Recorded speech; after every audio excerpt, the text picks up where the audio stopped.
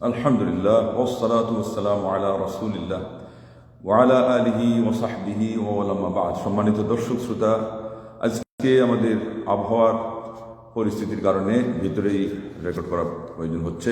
আর বিষয় হচ্ছে কালকের সাথে সংশ্লিষ্ট, তার মানে তাসবিহ যেটা বা জিকিরের এটা বলা হয়েছিল এটা রুট, যে তাসবিহ দিয়ে আমরা জিকির বুঝাই এবং তাসবিহ দিয়ে নফল সালাত, বিশেষ করে চারতের সালাত বোঝানো হয়েছে। তো এটার আলোচনা যতই করা যাবে দেখা যাবে যে আরও অনেক সূক্ষ্ম জিনিস বেরিয়ে আসতেছে। এই জন্য আজকে শিরোনাম দেওয়া হলো যে তাসবিহ কখন কিভাবে পড়তে হয়, কিন্তু তার সাথে আরও অনেক কথা থাকবে কোরআন সুন্নাহ থেকে, যৎকিঞ্চিত আমার মাধ্যমে সম্ভব হবে আপনাদের সামনে তুলে ধরার জন্য। যেহেতু এটাই শিরোনাম করা হয়েছে, তাইলে প্রথমে আমরা ওটার উপর ফোকাস করবো যে কোন কোন সময় সেটা পড়তে হয়। আল্লাহ রাব্বুল আলামিন তার জিকিরের কিছু প্রসঙ্গ বলেছেন, যেহেতু এখানে ব্যাপকভাবে অন্য জিনিসও আসবে সেজন্য সেটা আমরা প্রারম্ভিকভাবে উল্লেখ করব। যেমন সূরা বাকারা 185 নম্বর আয়াতে বলা হয়েছে ওয়ালিতুকমিলুল ইদ্দাতা ওয়ালিতুকাব্বিরুল্লাহ আলা মা হাদাকুম ওয়া লাআল্লাকুম তাশকুরুন, যাতে করে তোমরা মুদ্দত মানে মেয়াদ পালন করতে পারো।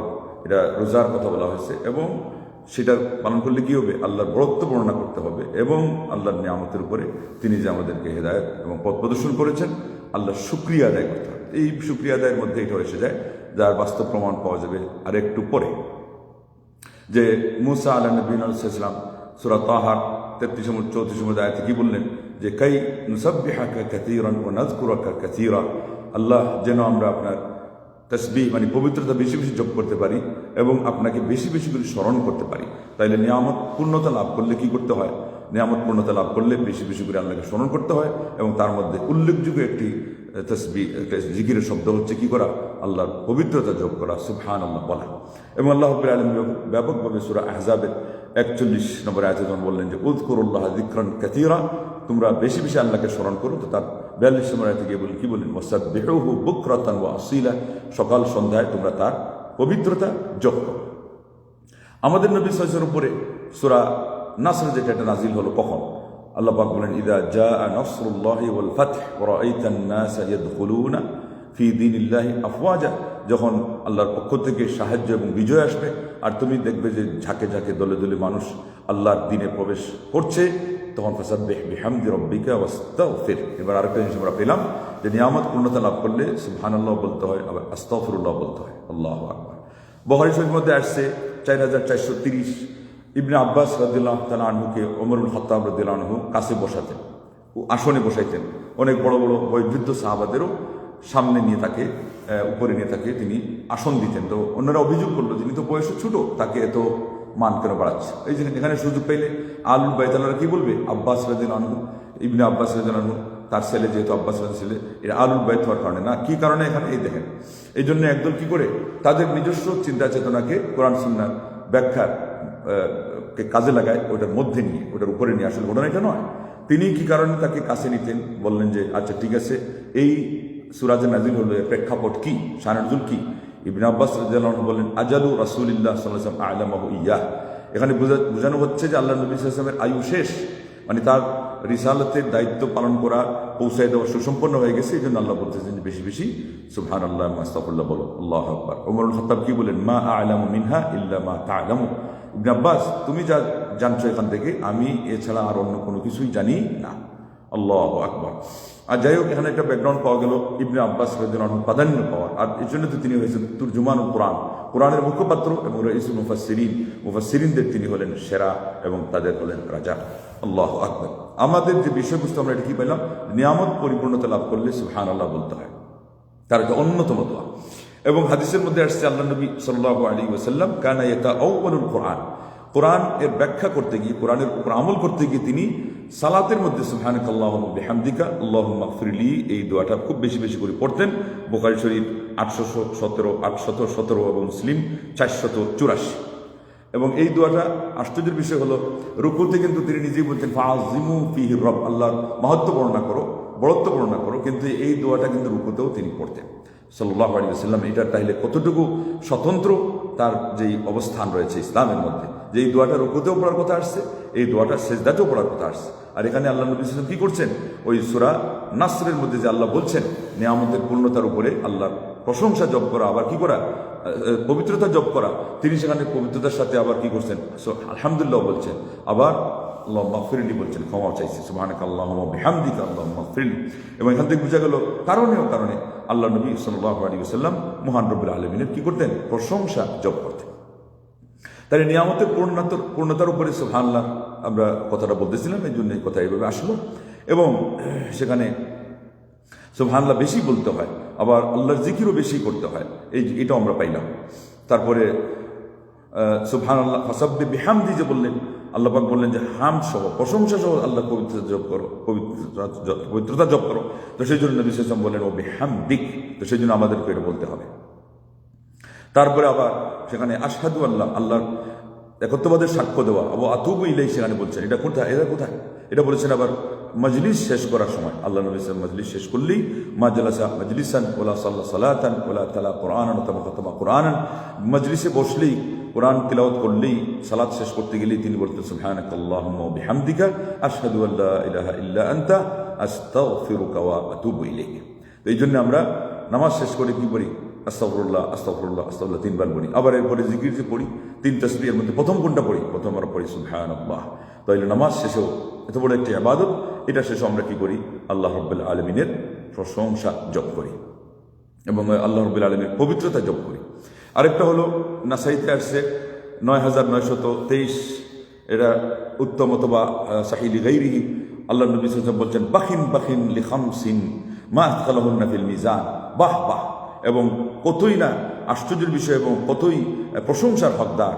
এবং আরো কত বললেন, বাখিন একাধিকবার বলার কারণে, মা আসকালা, কতই না ওজনদার, কিসের মধ্যে, ফিল মিজান, ওজনের পাল্লায়। কোনটা, সুবহানাল্লাহ আলহামদুলিল্লাহ ওয়ালা ইলাহা ইল্লাল্লাহ আল্লাহু আকবার। দেখেন এই যে বাক্যটা কালকে কি বলা হয়েছে, আল্লাহ রাব্বুল আলামিনের কাছে নবী সাল্লাল্লাহু আলাইহি ওয়াসাল্লামের নিকট আল্লাহর জন্য জিকির পেশ করতে গিয়ে যত জিনিসের উপর সূর্য কিরণ ছড়ায় তার মধ্যে সর্বাপেক্ষা প্রিয়, এটাতে আল্লাহ নবী সাল্লাল্লাহু আলাইহি ওয়াসাল্লাম এত প্রিয় যে কোনো বললেন যে সবগুলো কোরআনে আসছে। তো এই জিকিরটা শুরু হয়েছে কি দিয়ে, বলে সুবহানাল্লাহ দিয়ে, আল্লাহু আকবার। সুবহানাল্লাহ কিন্তু তার শিরোনামে আছে, তার শুরুতে আছে। এখানে বললেন যে এই 4টা, আর আরেকজন হলো একজন মুসলমানের তার ছোট বাচ্চাকে, যদি কচি বাচ্চা আমরা যাকে বলি নাবালক বাচ্চা, নিষ্পাপ শিশুকে আল্লাহ রাব্বুল আলামিন যদি নিয়ে নেন এবং ইয়াহতাসিবুহ, সেটার জন্য সওয়াবের আশা করে, তাইলে এটার জন্য তার জন্য বাহ পেয়েছে আল্লাহ নবী সাল্লাল্লাহু আলাইহি ওয়াসাল্লামের কাছে বেশি বেশি পুরস্কারের জন্য, আর ওজনের পাল্লায় অনেক ভারী হওয়ার জন্য। শুধু তাই নয়, এরপরে আরেক হাদিসের মধ্যে আসছে, বান্দা যখন বলে যে ইন্না লিল্লাহি ওয়া ইন্না ইলাইহি রাজিউন, আবার এরপরে বলে যে আলহামদুলিল্লাহ, আল্লাহ রাব্বুল আলামিন প্রশংসা করে, তখন আল্লাহ পাক বলেন যে আমার বান্দার, তোমরা ছোট বাচ্চাকে নিয়ে নিলে, তার কলিজার রেণুকে নিয়ে নিলে, সে কি বললো, বলে সে ইন্না লিল্লাহ বলার পরে আবার আলহামদুলিল্লাহ বলছে। আল্লাহ বলছেন যে ইবনু লি আবদি ওয়াসাম্মু বাইতুল হামদি, ইবনু লি আবদি বাইতান, আমার বান্দার জন্য জান্নাতে একটা অট্টালিকা তৈরি করো, আর তার নাম দিয়ে দাও, শিরোনাম দিয়ে দাও আলহামদুলিল্লাহ। এটা তিরমিজি 1021 সিরিয়ালে এই হাদিসটি আসছে। আল্লাহু আকবার। তো মজলিস শেষেও যে আমরা বলবো সুবহানাল্লাহ ওয়া বিহামদিকা, তার মধ্যে মজলিসটা 2 প্রকার। একটা হলো এখানে মজলিসুল লাহউইন, হাদিসের মধ্যে আসছে, অনর্থক কথা হয়ে যায়, আমরা যাকে বলি ভুল ভাল বলা, গীবত হয়ে যায় অনেক সময়, চুলখুরি হয়ে যায় অনেক সময়, কোনো সময় কটু কথা হয়ে যায়, দুর্মুখ হওয়া বা ইচ্ছার বাইরেও অনেক সময় হয়ে যায়। এটার জন্য আল্লাহ নবী সাল্লাল্লাহু আলাইহি ওয়াসাল্লাম বলছেন কানা কাফারাতান লাহ। তো যেই বৈঠকে আমাদের এই ধরনের ভালো মন্দ কথা হয়, সেটার জন্য এই জিকিরটা কাফারা হয়ে যাবে। আর যেখানে মজলিস হলো মজলিসু যিকরিন, সেখানে কানা কাত্তাবি'i লাহু ইউতবাউ আলাইহি, তাইলে এখানে একটা শিল মোহর মারা হবে।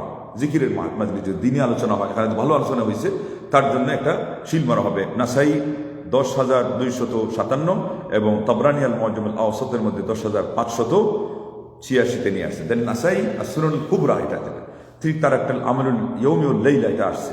আর দেখা যাচ্ছে এখানে হলো আপনার বড় বড় লেখকদের কথা বলতেছি, ইমাম তাবরানীর আল মুআজ্জাম আল আওসাত, এগুলোতে দেখা যায় বেশিরভাগ দোয়া, যেগুলো অনেক সময় আমরা সচরাচর পাই না, সেগুলো রেফারেন্স কিন্তু সেখানে পাওয়া যায়। তবে নিতে হবে জাস্টিফাই মাধ্যমে, বিশ্বস্ত মুহাদ্দিসিনরা যখন যেটা সহি বলবেন আমরা সেটাই গ্রহণ করব। আসুন আরেকটা হাদিস আমরা নেই। এই সুবহানাল্লাহ 100 বার বলার উপরে, কাবলা তুলুই শামসি ওয়া কাবলা গুরুবিহা, একবার সকালে সূর্য ওঠার আগে, আবার বিকালে সূর্যাস্ত যাওয়ার আগে, মানে আসরের পরে এটা পড়লে, শুধু সুবহানাল্লাহ 100 বার পড়ার পরে হাদিসে আসছে 100টি উট আল্লাহর পথে ব্যয় করার সওয়াব। তার সাথে এসে গেছে আলহামদুলিল্লাহ কোথায় 100 সজ্জিত ঘোড়া আল্লাহর রাস্তায় আপনার প্রস্তুত করার সব, ওইটাও সজ্জিত উদ্দেশ্য, সজ্জিত উট, এটার দাম আরো বেশি। তাহলে সুবহানাল্লাহ পাওয়ার এখানে বেশি দেখা গেছে। আবার আল্লাহু আকবার, আল্লাহর বড়ত্বের কথা যেটা দিয়ে আমরা শুরু করলাম, আল্লাহু আকবার। সূরা বাকারা আপনারা শুনেছেন 185 আয়াতে যে আল্লাহর নিয়ামত সুসম্পন্ন হওয়ার উপরে তাকবীর বলা, আর তাকবীর তো কত বড় কথা। এই জন্য আমরা ডেইলি যে তাসবিহ তাহলিল পড়ি এবং আজানের জবাব দেই, নামাজের মধ্যে যে তাকবীর বলি, এগুলি হিসাব করলে প্রায় 500 বার হয় আল্লাহু আকবার বলাটা। আল্লাহু আকবার, আল্লাহর বড়ত্ব বর্ণনা। আল্লাহু আকবার কুল্লু হাম্মিন ইয়ানজালি আন কলবি কুল্লি মুখাব্বিরিন ওয়া মুহাল্লিলি। কালকে যেমন বলেছেন, শুনেছেন যে সুবহানাল্লাহ এটা হলো সান্ত্বনা, এবং নফল ইবাদত, নফল সালাত সান্ত্বনা, শক্তি, আল্লাহর সাথে শক্তিশালী হয় না সম্পর্ক, তখন মানুষ যে কষ্ট দিয়ে সেটা একেবারে ভুলে খাতায় পড়ে যায় এবং ঝরে ঝরে শেষ হয়ে যায়। ঠিক আল্লাহু আকবারের কথা কবি বলছেন, এবং লা ইলাহা ইল্লাল্লাহর জিকিরের মাধ্যমে সকল দুশ্চিন্তা দূর হয়ে যায়। আল্লাহ আল্লাহ, এবং লা ইলাহা ইল্লাল্লাহ বলে মানে আল্লাহ আল্লাহই সত্যিকার মাবুদ হিসাবে এক ও একক। আর কার কিসের তোয়াক্কা থাকে, কার পরোয়া থাকে, কোন জিনিসের কষ্ট মনের ভিতরে থাকে, কোন জিনিস না পাওয়ার জন্য, হাতছাড়া হওয়ার জন্য আক্ষেপ থাকে, কিছুই থাকে না, যেহেতু আপনি এই জিকিরগুলো আয়ত্ত করেছেন। আল্লাহ বলার উপরে হাদিসে আছে আফদালু মিন মিআতি রাকাবা, 100টি দাস মুক্তির সওয়াব। এটা নাসাইতে আসছে 10,588 এবং মুসনাদে আহমদে 6,840। মুসনাদে আহমদে বাদ যায়নি। অনেক বিরল দোয়া জিকির সহ এটাতে তিনি মৌসুয়া বানিয়েছিলেন, বিশ্বকোষ পর্যায়ের হাদিস বানিয়েছিলেন। আল্লাহু আকবার। তো এই জন্য আসুন এই কথাগুলো বলার মানে কি, সুবহানাল্লাহ বেশি পড়া, আলহামদুলিল্লাহ বেশি পড়া, আল্লাহু আকবার, এগুলো যত পড়বেন আপনি হবেন ওইটার অন্তর্ভুক্ত, যেটা কথা আল্লাহ কোরআনে বলছেন সাবাকাল, না হাদিসের মধ্যে নবী বলছে সাবাকাল মুফাররিদুন, মুসলিম শরীফ 2676 নম্বর হাদিস, যে যারা একাগ্র হয়েছে এরা হলো সবার আগে চলে গেছে, মানে এদের স্থান, এদের মর্যাদা, এদের অবস্থান সবার শীর্ষে। সাহাবাগণ বলেন ওমানিল মুফাররিদুন, আল মুফাররিদুন কারা? বলেন আয-যাকিরুনাল্লাহ কাসীরান ওয়াল যাকিরাত, যারা সুখে দুঃখে সকাল সন্ধ্যায়, ওই যে বললেন ওয়াসাব্বিহু বুকরাতান ওয়া আসীলা, সূরা আহজাবের 41-42, যেগুলো খুলে কিছু অনুবাদ পড়েন, এগুলো পড়ার মধ্যেও তো সান্ত্বনা, এখানে শক্তি সমৃদ্ধি, এবং এর মাধ্যমে আল্লাহ আপনাকে আমল করার তৌফিক দান করবেন। জিকিরের মাহাত্ম্য মনের ভিতরে আসবে। ওই যে নামাজের পরে 33 বার প্রথমে কি সুবহানাল্লাহ, এরপরে 33 বার আলহামদুলিল্লাহ, তারপর 33 বার আল্লাহু আকবার, সেখানে কি আসছে? সমুদ্রের ফেনা পরিমাণ যদি পাপ হয় তাও মাফ হয়ে যাবে। এবং দরিদ্ররা এসে যখন অভিযোগ করলো যে ধনীরা তো দান ফেরাত করে আর অনেক কিছু করে, আমরা তো এটা করতে পারি না, দান ফেরাতের সওয়াব তো অনেক বেশি, আল্লাহ নবী সাল্লাল্লাহু আলাইহি ওয়াসাল্লাম কি বললেন? তাদেরকে বললেন যে তোমরা এগুলো করো। আরেক হাদিসে বলছেন যে মানে সবগুলো শামিল, শুইতে যাওয়ার পরেও যা 33 বার এগুলো শামিল। এখন আর বললো ধনীরাও তো জেনে গেছে, এরাও পড়ে। তখন আল্লাহ নবী বললেন যে যালিকা ফাদলুল্লাহ ইউতিহি মান ইয়াশা আল্লাহু যুল ফাদলিল আযীম, এটা আল্লাহর অনুগ্রহ, আল্লাহ যাকে ইচ্ছা দান করেন। মানে কাউকে ধনাঢ্যতাও দিয়েছেন, তার মানে দান খয়রাত কি না করলে কি আল্লাহ তার সওয়াব দিয়ে দিবেন নাকি? তারও ত্যাগ লাগবে, দান করলে সওয়াব পাবে, তা না হলে তো আরো তার পাকড়াও আছে। এবং গরিব মানুষ, ওই হাদিসের মধ্যে সান্ত্বনা আছে গরিবদেরও, 500 বছর আগে জান্নাতে চলে যাবে। এখানে হয়তো একটা অভিযোগ থেকে গেছে, আল্লাহ নবী উত্তর দিকে বললেন যে আল্লাহর অনুগ্রহ, যেহেতু এখানে এই উত্তরটাই দিতে হবে, কারণ অনেক জায়গায় আছে যে প্রত্যেকের মনের কৌতূহল অনুযায়ী উত্তর দিতে নাই। এটা হয়তো একসময় সে পাবে না, একসময় পাইলেও সে বুঝবে না, তখন সবচেয়ে বড় সান্ত্বনা কোনটা? আল্লাহর ফয়সালা, যালিকা ফাদলুল্লাহ ইউতিহি মান ইয়াশা, এটা আল্লাহর অনুগ্রহ, আল্লাহ যাকে ইচ্ছা দান করে। ঠিক তদ্রুপ আজকে যে মুসলমানদের যে দুরবস্থা, জায়গায় জায়গায় তারা মার খাচ্ছে। ভারতে বিজেপি যাওয়ার কারণে কালকে থেকে জুলুম শুরু হয়ে গেছে, জুলুম হচ্ছে, মানে চোখের সামনে দেখতেছে। আরেকটা জায়গায় একজন অপরাধী নয়, তাকে অপরাধী বানিয়ে দেওয়া হয়েছে। আপনি খালি একটা কমেন্ট করলেন যে এইটা ছাড়া, নিশ্চিত হওয়া ছাড়া আজকে ডিএনএ এর যুগ আছে, আপনারা প্রচার করলেন কেন? উল্টা আপনাকে বলা হচ্ছে যে আপনি কেন না জানে প্রচার করলেন। আর এখানে প্রচার তো হয় নাই, ওখানে না জানে প্রচারের প্রতিবাদ হচ্ছে। ভারতের চোখের সামনে দেখা যাচ্ছে মুসলমানদেরকে মারবার কাটকাট করতেছে। জয় শ্রীরাম না বলার কারণে সারা পৃথিবীর সামনে একটা মুসলমানকে মেরে শেষ করলো, কত পরিবারকে বিরান করে দিল, উজাড় করে দিল। আমাদের দেশে এই সমস্ত জয় শ্রীরামের এই দালালরা, তারা ইসকনের দালালরা, লা হাওলা ওয়ালা কুওয়াতা ইল্লা বিল্লাহ, 12 বছরের একজন মেয়েকে 5 দিন পর্যন্ত মন্দিরের মধ্যে রেখে উপর্য পরিদর্শন করে তাকে দুনিয়া থেকে বিদায় দিয়ে দিল। এইভাবে করে আরো কতজনকে তারা এদের সাথে সম্পর্ক করে তারা তাদের এজেন্ডা বাস্তবায়ন করছে যে এদের পেট থেকে জয় শ্রীরামের সন্তান সে করবে, প্রসব করাবে। আজকে বাংলাদেশের মধ্যে এসে তারা এগুলো করতেছে, ভারতে তো এগুলো সহজেই বোঝা যায় করবে। আজকে চোখের সামনে দেখতেছেন করতেছে, দোকানপাট ভেঙে চুরমার করে দিচ্ছে। সবচেয়ে বড় কথা হলো আল্লাহর ঘর মসজিদ। আরে এটা কোন কথা? এই জন্য তো কোনো সময় বলা হয় যারা নাস্তিক, ধর্মনিরপেক্ষ, ওরা হলো কাউকে নিয়ে তাদের যেমন বাড়াবাড়িও নেই, ছাড়াছাড়ি তত বেশি নেই। তো এদের ছত্রছায়ায় কোনো সময় আছে যে এই জুলুমগুলো কম হয়। আর যখন এই যে গোড়াপন্থীরা আসে তখন জোর জুলুমগুলো বেশি বেড়ে যায়। আজকে এই যে এই ঘটনা শুরু হয়ে গেল, এখন আপনি কি করবেন? সান্ত্বনার কোনো উপায় নাই, একটাই হলো বড় উপায়, আপনি যতটুকু পারেন যে যেখান থেকে যে অবস্থান থেকে এটা বলবেন। আর সবচেয়ে বড় সান্ত্বনার উপায় হলো আল্লাহর তাসবিহ জপ করা, আল্লাহ রাব্বুল আলামিনের পবিত্রতা জপ করতে থাকা, আর আল্লাহর জিকির বেশি বেশি করে করা। তাহলে পরে আল্লাহ রাব্বুল আলামিন আমাদের সান্ত্বনার ব্যবস্থা করবেন। এবং আল্লাহ নবী সাল্লাল্লাহু আলাইহি ওয়াসাল্লাম এই জিকির তাসবিহগুলো হাঁটতে চলতে ফিরতেও পড়তেন। একটা পাহাড়ের কথা আসছে, ওই পাহাড় দিয়ে তিনি অতিক্রম করে বলতেন, মদিনা থেকে 100 কিলোমিটার দূরে বলতেন যে এই পাহাড় তোমরা দেখো। এরপরে তিনি কি করতেন? এই কথাই বলতেন যে ওরা চলে গেছে সবার আগে এবং প্রাধান্য নিয়ে চলে গেছে। বলে এরা কারা? বলে আল্লাহকে যারা বেশি বেশি করে স্মরণ করে। আযযাকিরুনাল্লাহ কাসীরান ওয়া যাকিরাত। মনে রাখবেন, আলা বিযিকরিল্লাহি তাতমাইন্নুল কুলুব, সূরা রাদের 28 নম্বর আয়াত। আল্লাহর জিকিরে অন্তর প্রশান্ত হয়। মহান রব্বুল আলামিন আমাদেরকে সব সময় সদা সর্বদা আল্লাহর জিকিরে এবং মহান রব্বুল আলামিনের প্রশংসা, তার বড়ত্ব, তার পবিত্রতা এবং তার একত্ববাদের সেই স্বীকৃতি দিয়ে দিয়ে দুনিয়া আখিরাতে আমাদেরকে সফলতার পথ আল্লাহ রাব্বুল আলামিন অবলম্বন করার তৌফিক দান করেন। এবং বাহ্যিকভাবে শুধু সান্ত্বনা নয়, শান্তির ব্যবস্থা যেন আল্লাহ করেন। মুসলমানদেরকে মহান রব্বুল আলামিন ভালো অবস্থায় রাখেন এবং ভালো অবস্থানে রাখেন। দুনিয়া আখিরাতে আল্লাহ আমাদেরকে কামিয়াব করেন। আমিন। ওয়া আখিরু দাওয়ানা আনিল হামদুলিল্লাহি রাব্বিল আলামিন। ওয়াসসালামু আলাইকুম ওয়া রাহমাতুল্লাহি ওয়া বারাকাতুহু।